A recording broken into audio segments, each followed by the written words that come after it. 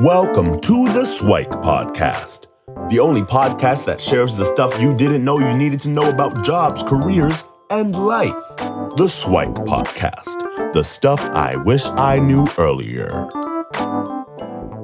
You always have to take some time for yourself to actually sit down every 2-3 years and remap the goals that you want to achieve for the next phase of your career. So in the next 2-3 years, I will have to sit down and decide what I want to do again. Cool. And you mentioned that somehow you got into cybersecurity. Can you walk us a little bit more? Because a lot of folks, when they reflect back, it's like, oh yeah, somehow it just happened. But when you're in the journey, then you want things to happen. And how did you identify that as even an opportunity for something for you to get into? Because cybersecurity seems to be something that a lot of people are looking to get into. So how did you kind of somehow get into it? Okay. So I always have this passion for tweaking stuff, and there's a bit of a luck. And again, I think networking is important. And I had a mentor too. So I guess mentorship, which we can touch on later, it's key in helping you pretty much grow. As simple as that.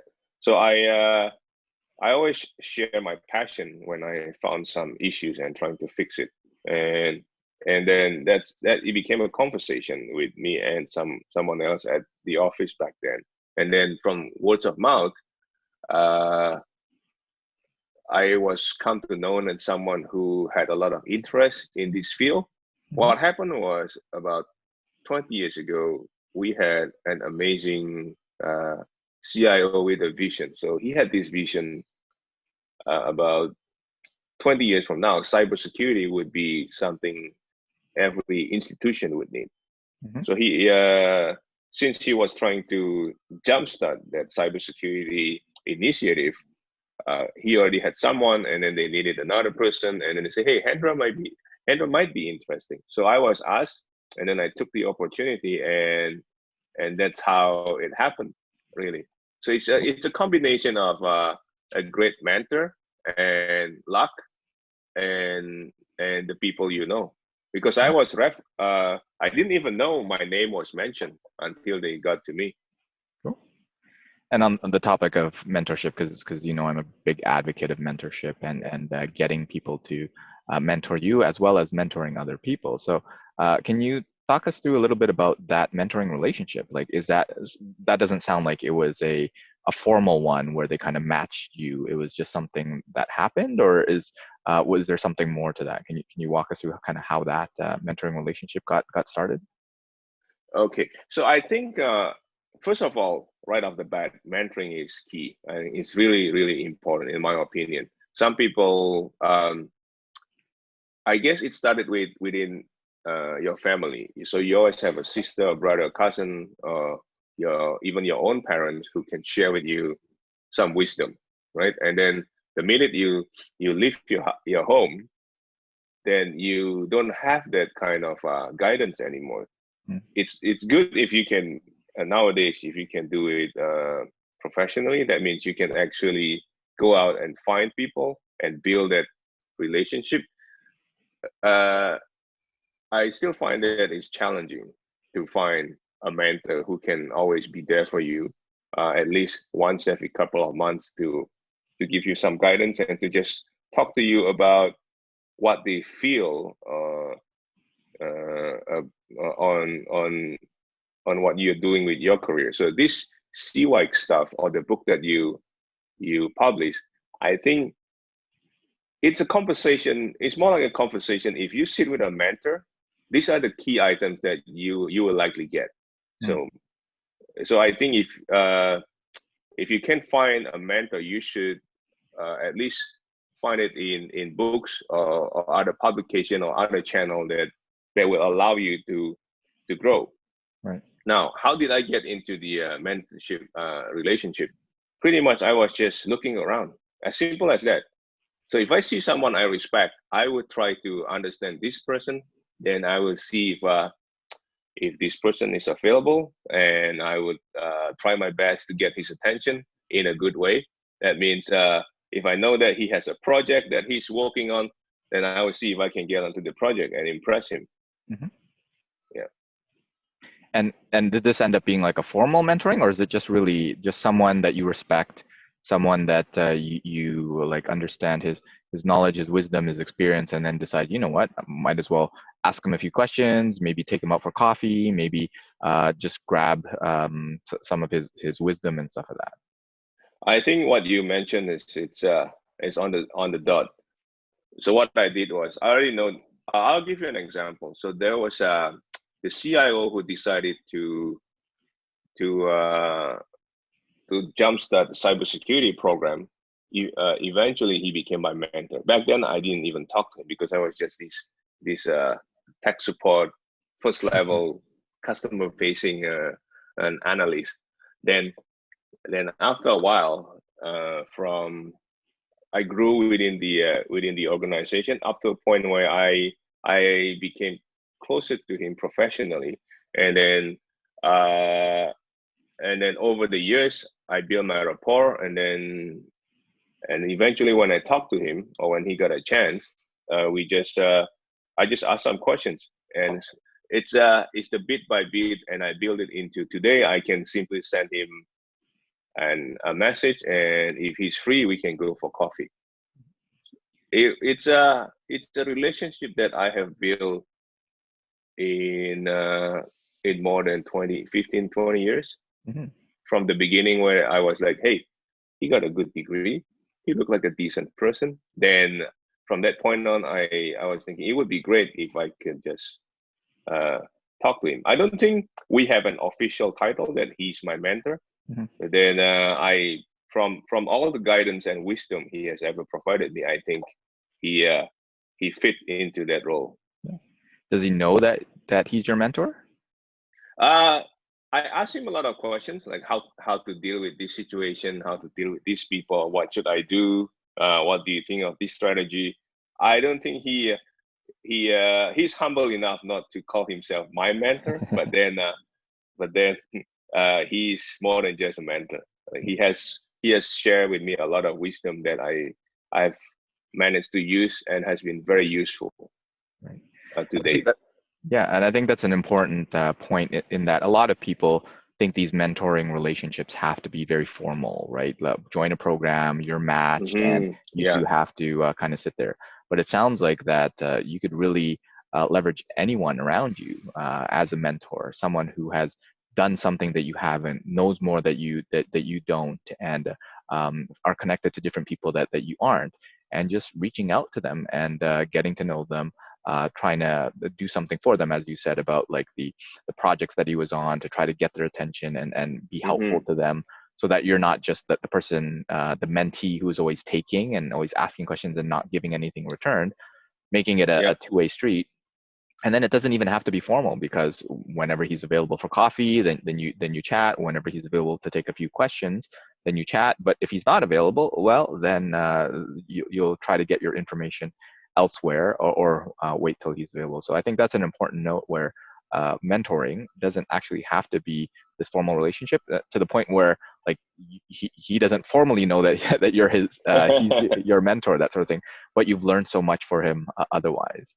I'm glad that we kind of went through mentoring and your ability to go out and find mentors, but I want to kind of shift it to the other side, because I understand the importance, or I try to elevate the importance of other people sharing their wisdom and becoming mentors in themselves. So I know that you started a young professionals organization within the Indonesian community. And can you describe a little bit about like your interest in kind of youth empowerment, youth enablement, and how did that whole process start?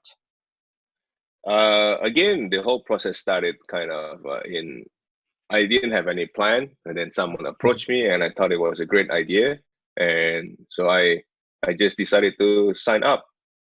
In terms of mentoring people, I believe that's always important to give back for some reason, which I'm not sure how I got into it, but I think it's important to give back. One of the things after I put some thought into it that came out is, I think we're going to get old, and and we will continue to live to a certain point, right? But we will not be as productive anymore. So I think the future depends on the younger generation to continue to make sure that this place will continue to run properly. This place, as in, and probably in a bigger sense in this world.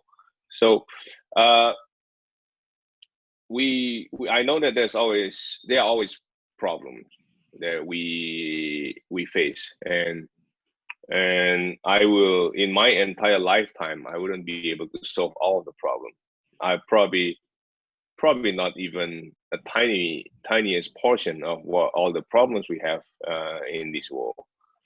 So that means uh, to give back is to actually trying to solve that problem, one, and two, on a more, I call it a personal level, you also learn from these people, right?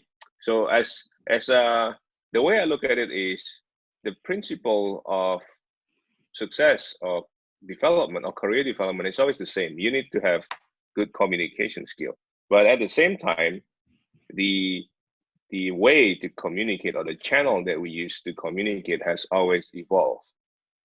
So it changes from time to time.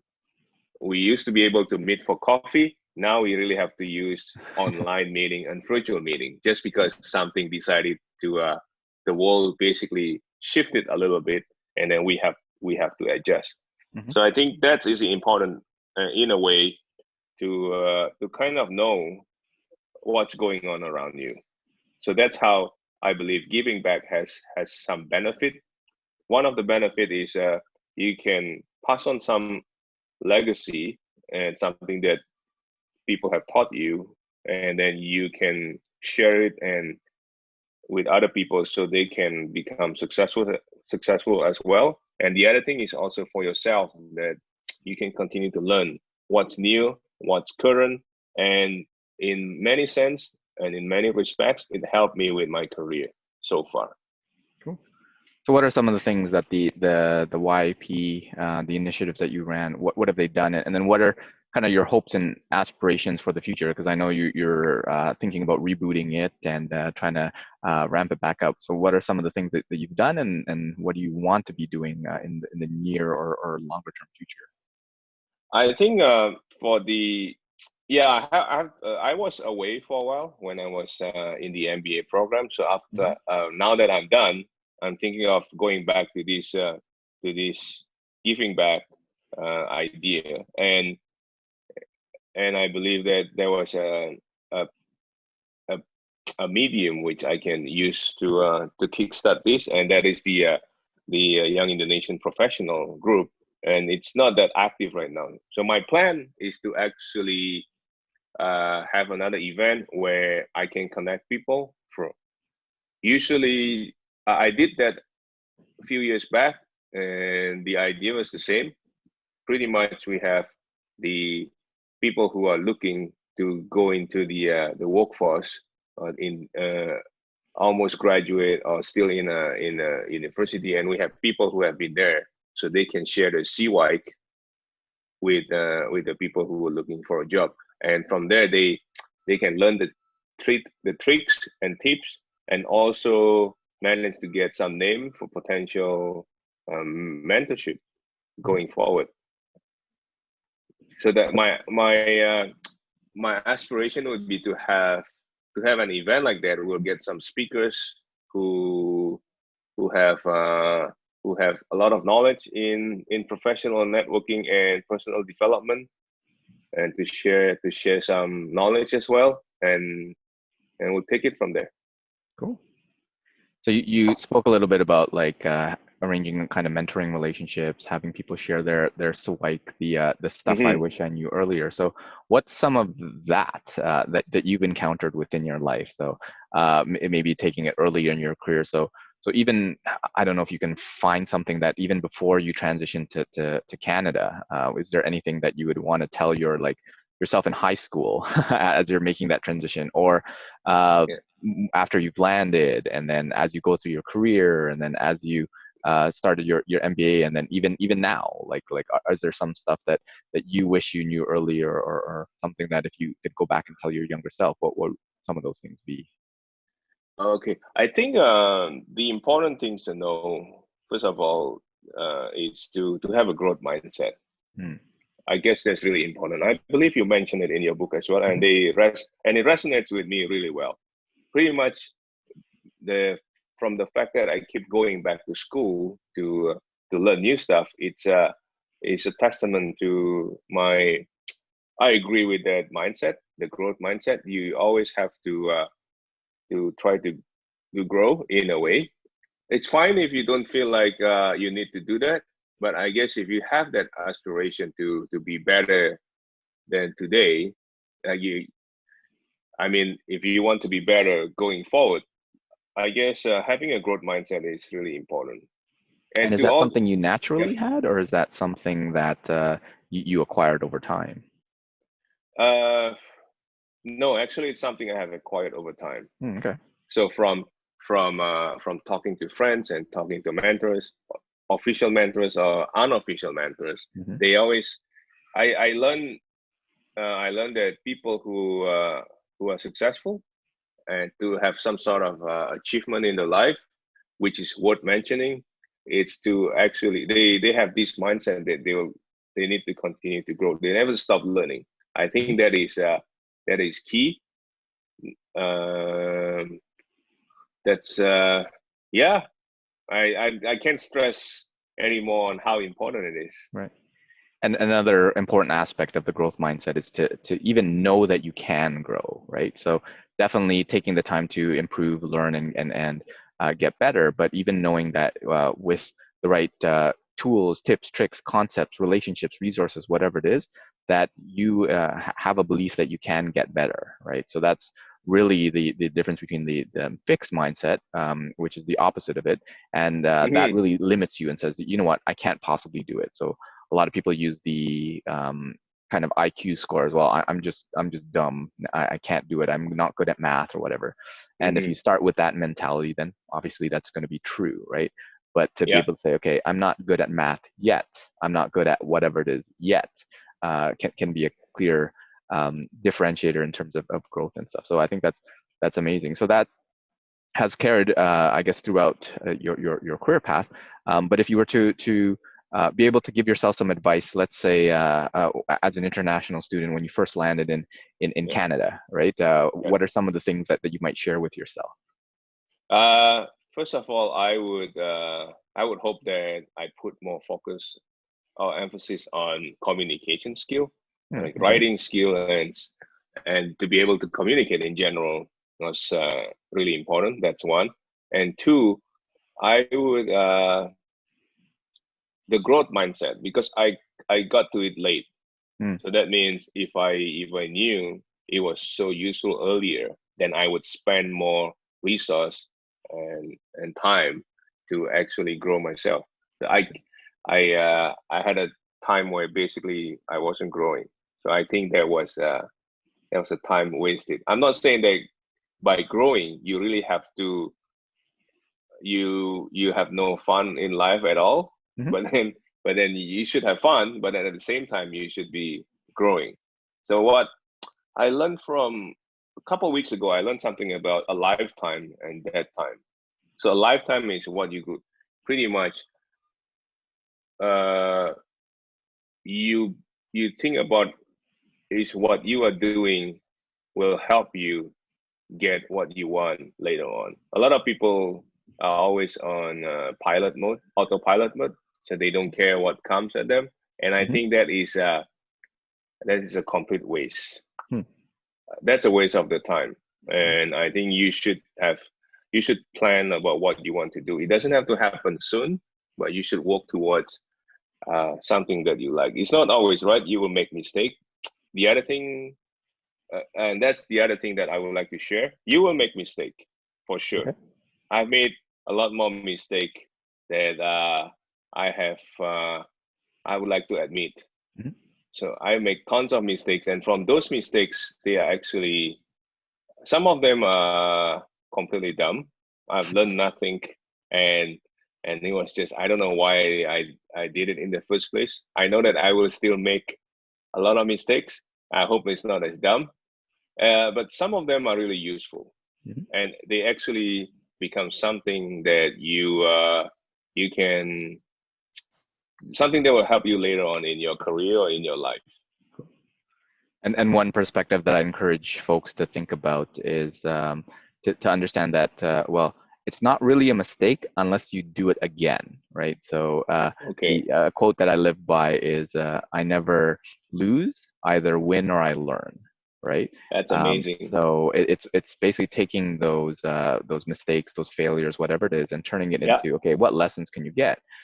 Now, if you made a quote unquote mistake, you didn't really make a mistake because you didn't actually know that that was going to happen, or you were lacking information, resources, or whatever. It's a mistake when you know it and then you still do it anyway, right? Those are mistakes, right? Okay. And so sometimes changing the perspective to say, well, it's not really a mistake. It's just something that I didn't really know before. That can be a huge Okay. empowering factor as well. But I want to take a minute to go back to that first recommendation about communication. So Yeah. were there some kind of tangible or practical or executable, repeatable tips that you could share with folks on how to do that, right? Or were there any kind of resources that help you? I've heard some folks say that they just watch a lot of TV and then they try to practice talking and speaking and understanding that, or their favorite shows or whatever. What are Okay. some of the things that helped you from a communication perspective so that people can kind of tactically and practically grow in that space? I see. A great question. I think let me put that in a simple way. Whatever you put, I believe you will be good at on what you put on. So if you watch a lot of TV, you'll be good at watching TV for sure.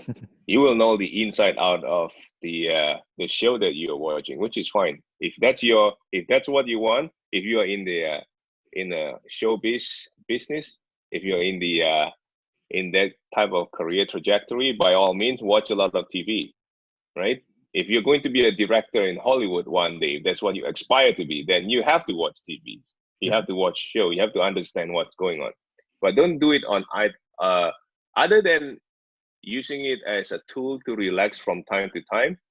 If you do it excessively without any objective or goals, then it's not that great, in my opinion. So to improve on the communication skill, I think all you have to do is to have some idea what you want to get out of it. So practice makes perfect. For example, if you like to be good at professional networking, you want to be good at talking to people and have a great listening skill, then do that. Do a lot of it.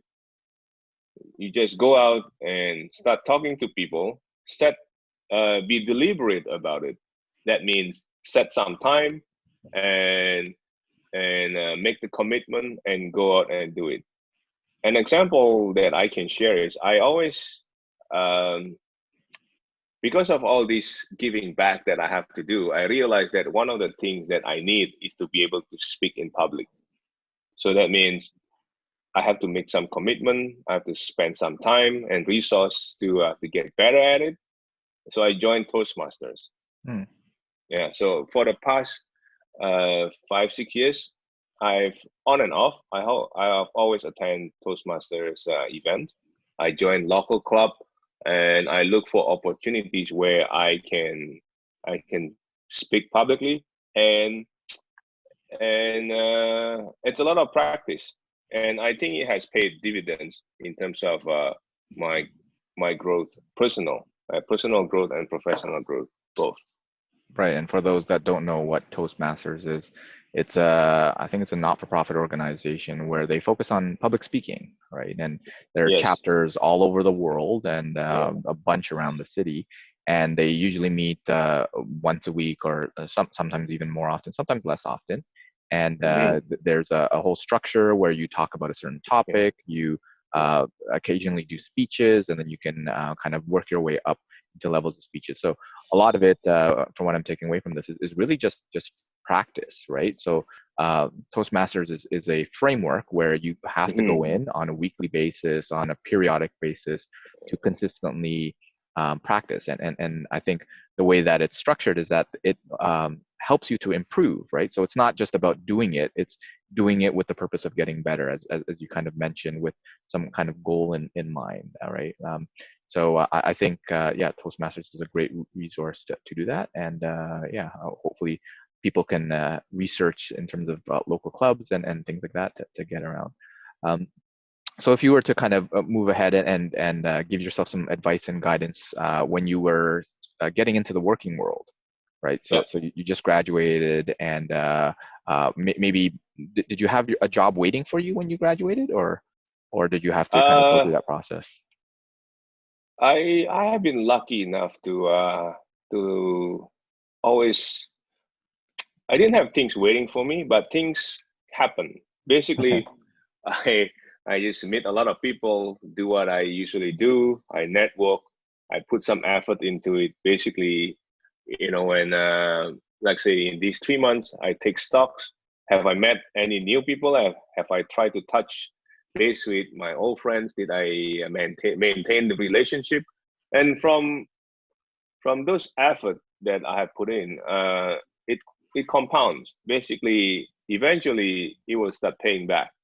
Mhm. So jobs usually become available not because I was looking for it, but it became available because the opportunity just opened, and I was thinking, hey, maybe it's a good thing to give it a shot. It could be it may be a bad decision, but then you fail, right? You have to have the courage to fail and to face some uncertainties and continue to do so. For if I were to pass on something about finding a job, is to actually network a lot, to give back a lot, and volunteers. I don't know, just get out there, start practicing, start talking to people, and have some idea in mind. For example, you want to be a cybersecurity analyst, for example, you want to get into that kind of industry, and start looking up local chapters, attend the meetings. Most of them are free, and put in the effort. Eventually, it will pay back.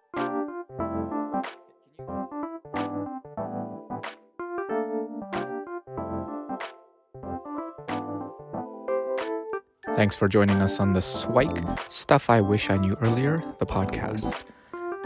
If you like the podcast, please subscribe on iTunes, Stitcher, or wherever you found this podcast. And if you can give us a review, that would be very appreciated. Feel free to contact me on LinkedIn at Lukidanu, Lukidanu, and the same on most social media platforms. And I look forward to hearing from you. Thanks. Bye.